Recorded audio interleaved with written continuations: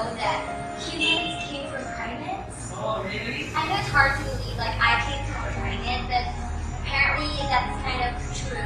Believed to be true. You want to learn more? Okay, sure.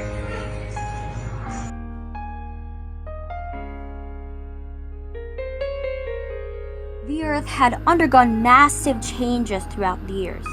Before the continents we have today, there used to be a single continent called Pangaea. This Pangaea holds all the continents known today. The position of the continents came to be through continental drift explained by the theory of plate tectonics. In accordance to the theory, the continents moved as edges of underlying plates beneath the surface of the Earth are created or destroyed. Now, why is it important to understand plate tectonics in this lesson?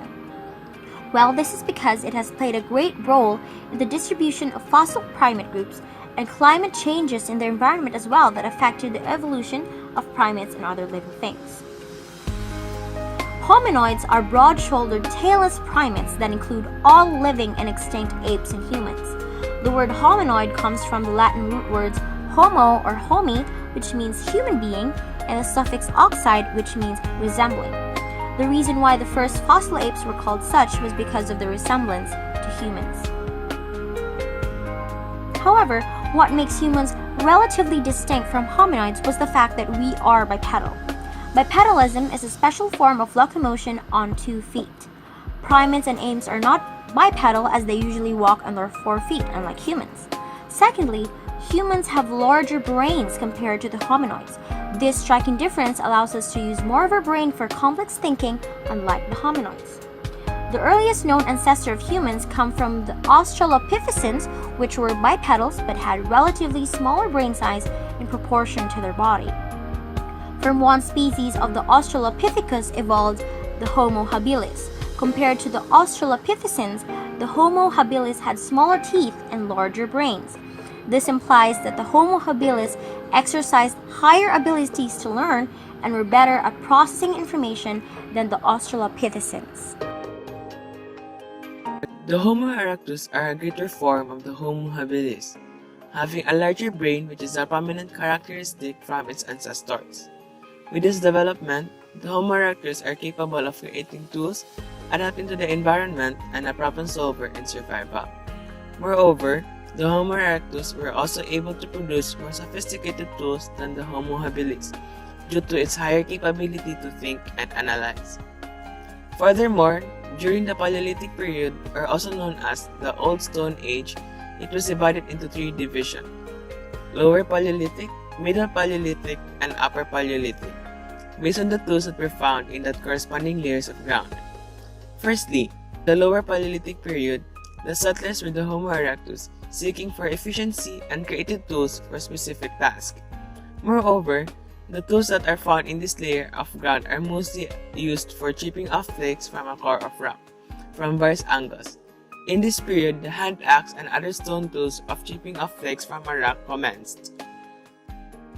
Secondly, in the Middle Paleolithic period, the tools were more sophisticated and efficient, allowing the Homo sapiens to do labor such as prying, lifting, holding, and pulling. Moreover, this is the period where the Homo sapiens were being found, and its complex tools were made due to the Homo sapiens' larger brain capability. Lastly, in the Upper Paleolithic period, the Homo sapiens sapiens was the human settlers in this period. The Homo sapiens sapiens tools are primarily blade-based.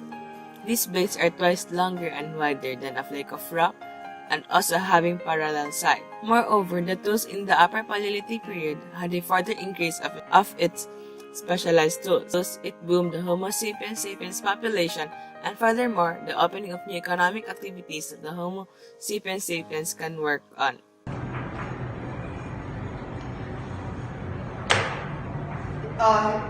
He said, do you know how cultural development was able to evolve throughout? I mean, I don't understand how it relates to the modern society. That's easy. All started in the Neolithic period. People were, because of the changing needs of people.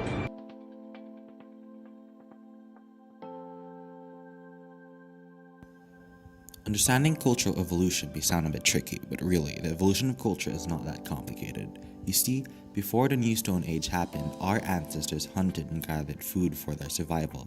They didn't have technology nor advanced tools we have today, something like the Flintstones or Crudes may do.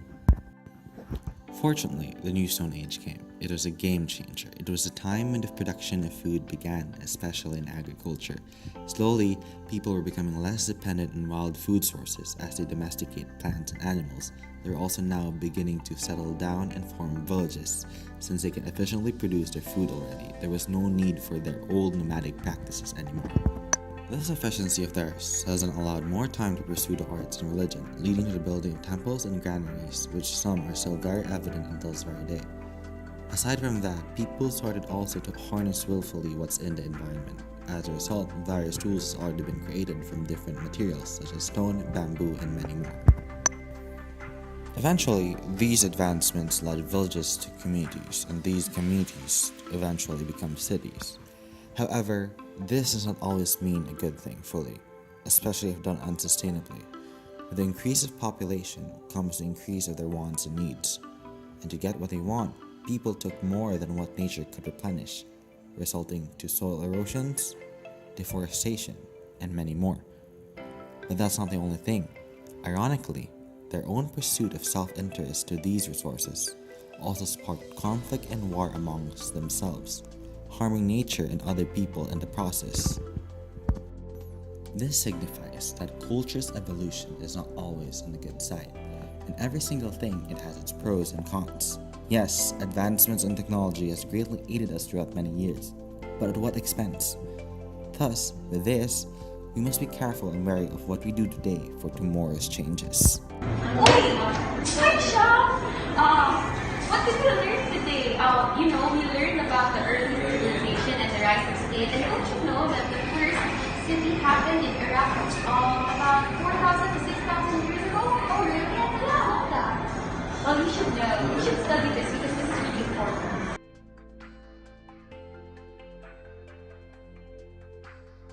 The Neolithic Revolution literally means the New Stone Age Revolution because of the polished stone tools and the techniques that produce such tools emerged in this period.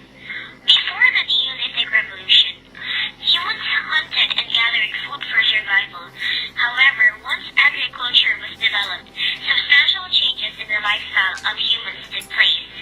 People started to explore non-agricultural activities and settle in specific areas they called villages so they could grow crops and raise animals.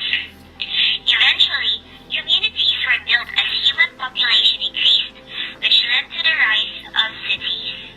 There are four basic changes that mark the transition from Neolithic Revolution to the rising of cities. First, agricultural innovation. Changes in the farming method was distinguished during early civilization. Irrigation became an important factor that increased crop yield. The ancient Sumerians built an extensive system like dikes, canals, and reservoirs to be able to control water resources into the field as necessary, and even dry areas were able to participate in food production. Second, diversification of labor. Because of the efficiency in food production, man had more time to develop, pursue, and explore specialized activities that geared towards the advancement of civilization. Social stratification. In the ancient cities of Mesopotamia, symbols of special status and privileges appeared according to the kind of work they did or the family into which they were born. Fourth, central government. Because of the massive size and complexity of the city, there was a need for a strong central authority to fully govern and uphold the safety of both the city and the people. Oh, I see now. Oh, now I see. So the way of living in the letters as the foundation for today's society. I get it. Well, what I learned from this is how political revolution started in the ancient times, going on to today.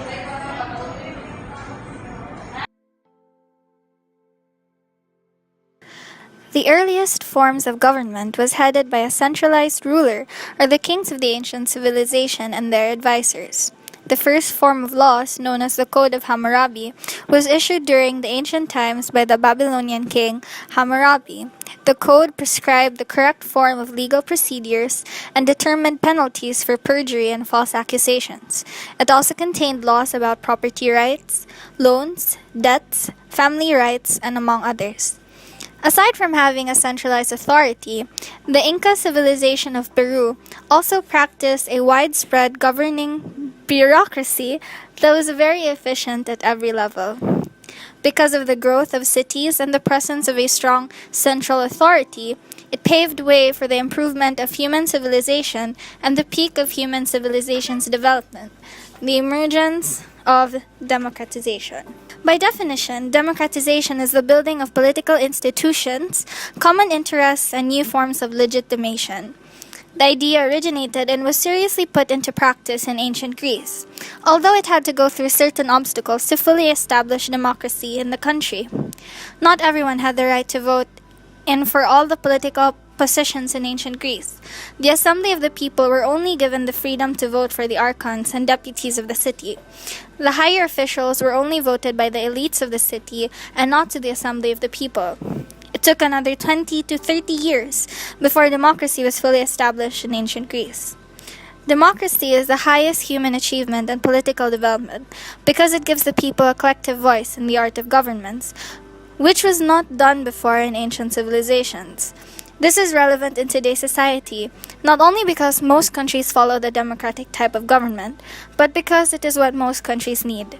Democracy may not be the perfect type of government that a country should follow, but it is enough to attend to the needs of the people.